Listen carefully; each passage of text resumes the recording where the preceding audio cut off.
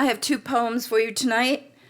The first one I started earlier this month, right after my dog died, and it morphed into a poem about all four of my dogs.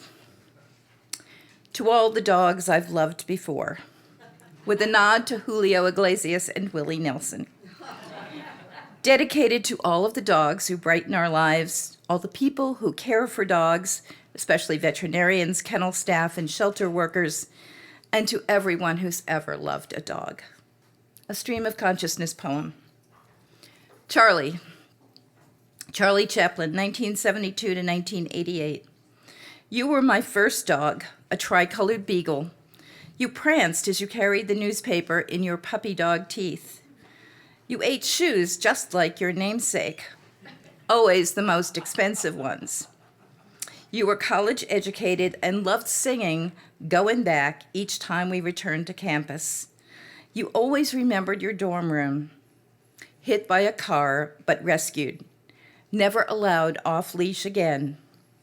Then you ran in the field to chase a rabbit, only your white bent tail visible. How happy you were at that moment. You taught me we need to balance care and freedom. Bartleby the Scrivener from a Herman Melville short story, also for Bart Maverick, 1986 to 2002. The sign said, Beagle Basset puppies. How cute, we thought. We went, just looking. And you came home with us in a cardboard box. Long walks by the Charles, then the Potomac. You sniffed the trees while I enjoyed the wisteria. When we moved, you became a prairie dog. You led the pack in cheering when the Sox hit a home run right at us at the first dog day. How we held each other the day the buildings fell. Loving and loyal, except when you said, I would prefer not to. You were a great road dog, but even more than riding in a car, you loved riding in a boat. You were the captain, at the bow of the boat with your head high, looking ahead and ears flapping in the wind. You taught me to keep looking forward and appreciate the wind in my hair. Ginger Rogers, 1995 to 2011. How could anyone abandon you, my little sweetheart? From your very first dance, you captured our hearts. You became Paulie's biggest fan when you saw him hit his first grand slam at Dog Day.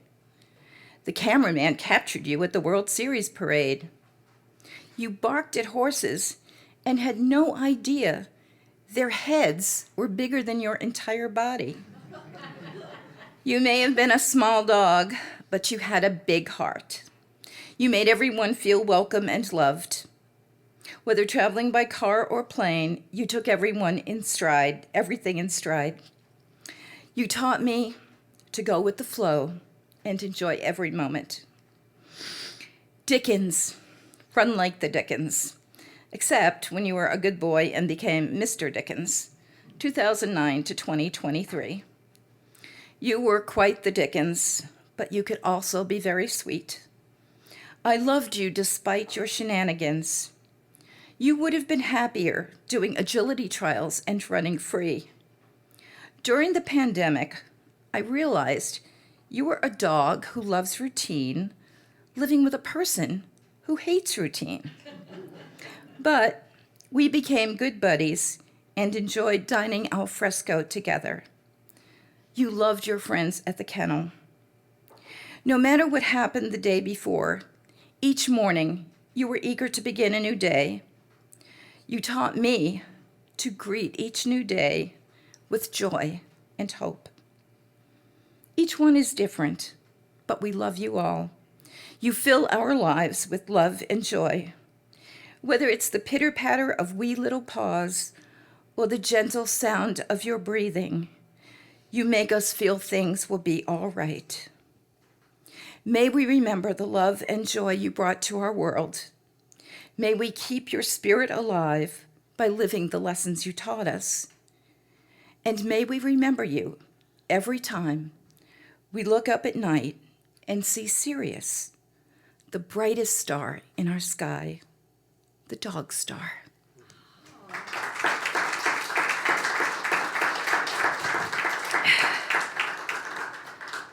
And now, a shorter, less intense poem, Dancing Through the Fields, with a nod to armchair travel. So I'm going to take you to some fun places. The sun slowly rises off the cliffed coast of England. Shades open and flight attendants serve breakfast. Below, land gradually comes into sight. Then we see the vast sunshine yellow rapeseed fields. On this spring morn, we yearn to dance through these fairyland fields in a sacred rite. We ride on horseback through the rugged hills of Texas, thankful to Ladybird for wildflower preservation and proliferation. We think of barbecue, cowboys, and country music. Then we see the trail of bee-laden bluebonnets.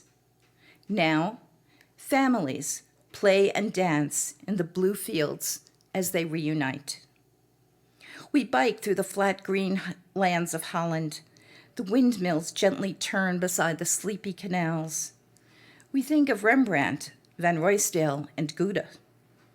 Then we see the tulips in red, purple, orange, pink, and yellow. On this spring day, we dance through these rainbow fields with utter delight.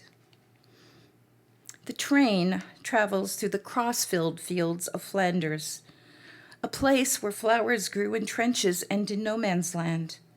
We think of John McCrae, a Monet painting, and a lark singing.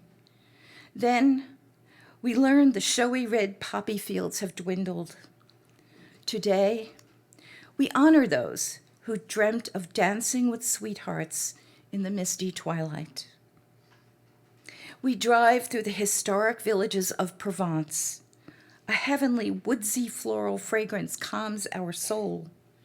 We think of Van Gogh, Ratatouille, and Rosé. Then we are mesmerized by the lavender fields stretching as far as we can see. On this summer day, we dream of a peaceful waltz on this purple carpet tonight. We walk through the undulating hills of Tuscany.